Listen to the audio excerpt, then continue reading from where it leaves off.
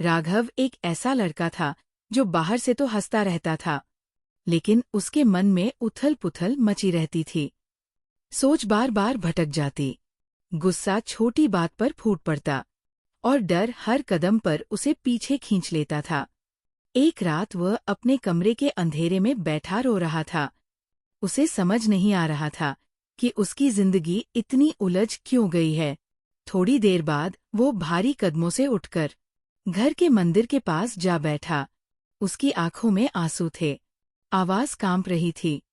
उसने माँ दुर्गा की मूर्ति की ओर देखते हुए कहा, माँ, मैं थक गया हूँ। मैं अपने मन को संभाल नहीं पा रहा। मैं क्या करूं? अचानक दिए की लौ सीधी हो गई। हवा बिल्कुल शांत हो गई। मंदिर में हल्की चमक फैली और एक दयालु, शक्तिशाली आवाज उसके दिल में गूंजी। बेटा, तुम कमजोर नहीं हो। बस तुम्हारा मन रास्ता भटक गया है। तुम्हें अपने मन पर काबू पाना होगा। राघव ने रोते हुए पूछा, माँ, कैसे? मैं कैसे जीतूं खुद को? माँ ने कहा, एक ग्रंथ है बेटा, कंट्रोल योर माइंड। उसे पढ़ो। उसमें वह रास्ता लिखा है जो तुम्हें अपने ही मन को समझने और जीतने में मदद करेगा। मैं हर कदम पर तुम्हारे साथ हूँ। ये सुनते ही राघव को लगा जैसे किसी ने उसके कंधों से बोझ उतार दिया हो। संघर्ष की शुरुआत, मन से पहली लड़ाई। अगली सुबह राघव ने किताब खोली। पहला वाक्य ही उसे हिला गया। मन तुम्हारा सेवक है। अगर उसे भटकने दोगे तो वही तुम्हारा दुश्मन बन जाता है। पर पढ़ना आसान नहीं था।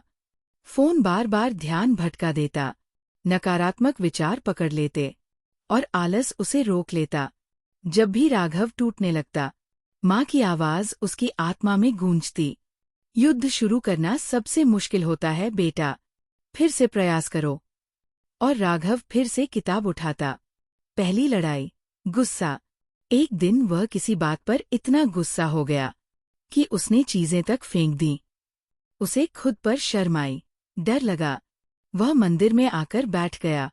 तभी माँ की आवाज आई, गुस्सा आग की तरह है बेटा, या तो ये तुम्हें जला देगा या फिर तुम्हारे रास्ते को रोशन कर देगा।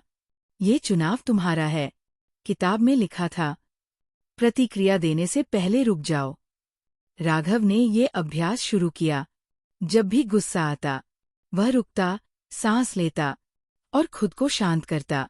धीरे धीरे गुस्सा उसकी ताकत में बदलने लगा। दूसरी लड़ाई, डर। राघव हर नई चीज से डरता था।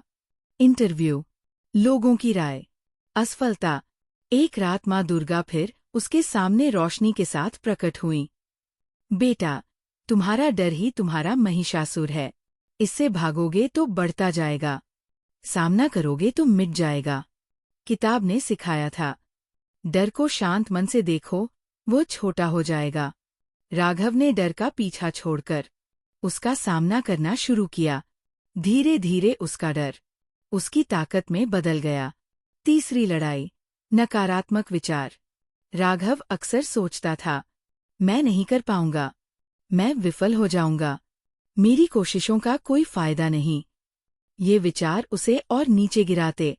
माँ ने उसे समझाया, बेटा, ये विचार सच नहीं होते, ये बस तुम्हारे मन का शोर होते हैं। इनको पहचानो और बदलो।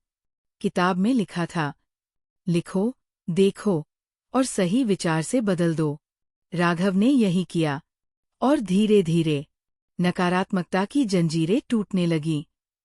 परिवर्तन, एक नया राघव। कई हफ्तों बाद राघव अब पहले जैसा नहीं रहा। उसका ध्यान मजबूत हो गया, उसका गुस्सा शांत हो गया, उसका डर खत्म हो गया, उसकी सोच स्पष्ट हो गई। लोग उसे देखकर कहते, राघव, तुम में ये शांति कहाँ से आ गई? वह मुस्कुराकर कहता, माँ दुर्गा ने मेरा मन मुझे वापस दे दिया। माँ का अंतिम संदेश। एक शाम दिया जलाते समय राघव ने फिर वही दिव्य रोशनी महसूस की। माँ की आवाज आई, बेटा, तुमने ग्रंथ पढ़ा, उसकी सीख को जीवन में उतारा, और अब तुम्हारा मन तुम्हारा दुश्मन नहीं, तुम्हारा सिपाही बन चुका है। अब तुम्हें कोई नहीं हरा सकता। राघव ने सिर झुकाकर कहा, माँ, शक्ति आपकी थी। मैंने बस चलना सीख लिया। माँ ने आशीर्वाद दिया। शक्ति हमेशा तुम्हारे अंदर थी बेटा। मैंने सिर्फ तुम्हें याद दिलाया। रोशनी धीरे धीरे धीमी हो गई और राघव की नई जिंदगी शुरू हो गई। अगर आपको ये कहानी पसंद आई हो तो लाइक, शेयर और सब्सक्राइब जरूर करें। आपका एक क्लिक हमें और भी कहानियां बनाने की प्रेरणा देता है। जय दुर्गा माँ, जय माता दी।